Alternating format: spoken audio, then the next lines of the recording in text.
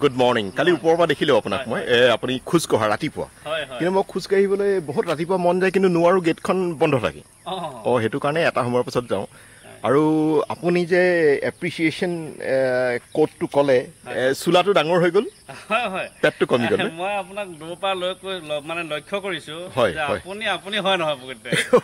তাৰপিছত মুখখন চোৱাৰ পিছতে হয় কাৰণ আপোনাৰ যিটো পেট ওলাই গৈছিলে বা বহল আকৃতি মোৰ নিচিনা হৈ গৈছিলে না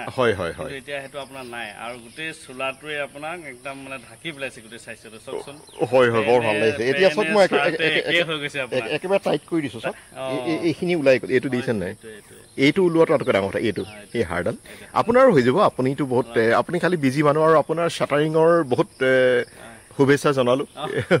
হৈ গ'ল নহয় খুলিলে নেকি খুলিলোঁ হয় আজি ব'লক অলপ খোজকাঢ়োঁ আজি মইতো আহিছোঁ এতিয়া বৰ ভাল লাগিছে আৰু কি জানে এতিয়া যেনেকৈ আম্বানী জীয়েকৰ পুতেকৰ বিয়া হৈ আছে এতিয়া কিছুমান মানুহে কি জানে নাই এতিয়া তাতে পাপৰ শিকিছে বুলি কয় হিন্দীত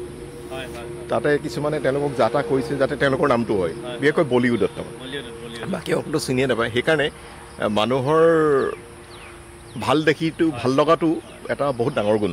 তাৰমানে এইটো যদি আমেৰিকাৰ কোনোবাই কৰিলেহেঁতেন মানুহে খুব ক'লেহেঁতেন বাহ ইমান জীয়েকৰ প্ৰতি মৰম এতিয়া ভাৰতীয়ই কৰিছে যে ভাৰতীয়জনক গালি পাৰিছে আমি ভালে পাব লাগে আৰু সকলো চলি আছে নে বঢ়িয়া আজি ব'লক এতিয়া ব্ৰিস্ক ৱাকিং কৰোঁ ফাষ্ট ব'লক আপুনি দৌৰিছে নাই মই যে মানে বহুত দিনৰ মূৰত ওলাইছোঁতো পটককৈ দৌৰি দিলে মানে ভৰি হাতবোৰ বিষাব না সেইকাৰণে প্ৰথমে ঘামটো ওলাই লৈছোঁ আৰু বডিটো গৰম কৰি লৈছোঁ এতিয়া দৌৰ মাৰিব পাৰিম 1 ঘণ্টা মই খোজকাঢ়িলোঁতো বৰ ভাল এতিয়া বহুত দৌৰ মাৰিলে মই সেইফালৰ পৰা আহিলোঁ আহি ডিহিঙাক থৈ আহিলোঁ অ'কে হয় 5টা পৰাই লাগি আছে হয় বৰ ভাল আচলতে এই 5টা বজাতো বৰ ভাল 5টা বজাতো বৰ ভাল 4-5টাতো ন হয় বিৰাট ৰাতিপুৱা সময়টো আচলতে প্ৰথম কথা এই অক্সিজেনটো আমাৰ ব্ৰেইনৰ কাৰণে খুব ভাল সেইবিলাক আমি আচলতে আমাৰ কিতাপত নপঢ়াইতো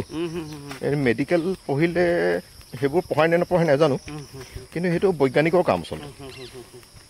মেডিকেলৰ মানে ডাক্তৰৰ কামটো কি হৈছে মেকানিক টাইপৰ কোনটো পাৰ্ট বেয়া হৈছে বা কোনটো পাৰ্ট সলাব লাগিব সেইটো ডাক্তৰৰ কাম কিন্তু পাৰ্টবিলাক আৱিষ্কাৰ কৰে বৈজ্ঞানিকে সেইটো নিচিনা হয় আৰু তেওঁলোকে তাৰ আপগ্ৰেড ভাৰ্চন উলিয়াই থাকে এতিয়া আপুনি একদম দূৰৰ পৰা চিন্তা হৈছে মই হয়নে নহয় হয় মই ভাবিছোঁ একদম আপোনাৰ এইটো লক্ষ্য কৰিব পাৰে আপোনাৰ যিটো পিন্ধি থকা চাৰ্টটো স্পৰ্টিং পিন্ধি আছে এই স্পৰ্টিংটোৱে আপোনাৰ গোটেই বডিটোৱে ঢাকি দিলে প্লাছ এইটো পেনো কাম কৰিছে একদম মানে আটাইতকৈ ডাঙৰ কথা কি জানে আপোনাৰ লগত আটাইতকৈ ডাঙৰ স্মৃতি কি জানে যোৱা বছৰ 2023 যিদিনাখন গণপতি স্থাপনা হৈছিলে সেইদিনাখন আপোনাৰ লগত মই মানে সেইদিনাখনে ফোন কৰিছিলোঁ যে এইবাৰ পেট কমাইহে এৰিম কিন্তু আজি গণপতি আৰু আপুনি মোৰ লগত গৈ পুখুৰীৰ তললৈ নামি সেই ভেটফুল আপুনি ছিঙি দিলে আৰু সেইদিনাখনেই আমাৰ আচলতে সেইদিনাখনেই মই পণ লৈছিলোঁ আৰু সেইটো এতিয়া এবছৰ হ'বলৈ হ'ল মই ভাবোঁ সেইদিনাখন মোৰ 6 পেক ওলাই যাব তাৰমানে সেইদিনাখন লাগে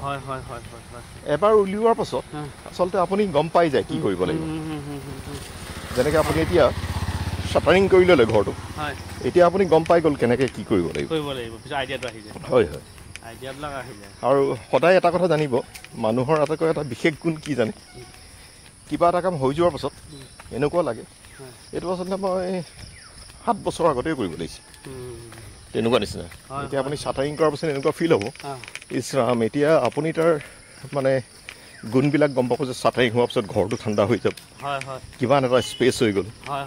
অট'মেটিক ডাবুলতকৈ বেছি হৈ গ'ল স্পেচটো ওলাই যায় আৰু বাকী ৱালৰ কাম কেতিয়া কৰিম ৱালৰ কাম ক্ৰমান্বয়ে এতিয়া হৈ থাকিবতো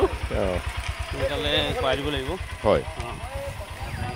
এতিয়া ওপৰত কেইটা ৰুম ওলাব ওপৰত এনেইতো ৰুমটো 4টা ওলাব মই ভাবিছোঁ ইয়াত প্ৰায় এইবাৰ ষ্টুডেণ্টবিলাক থাকে নহয় ছোৱালী ৰখা অলপ থকা বৰ ভাল বৰ ভাল এই টাইপত বৰ ভাল গাছ অলপ ৰখাই দিব পাৰিম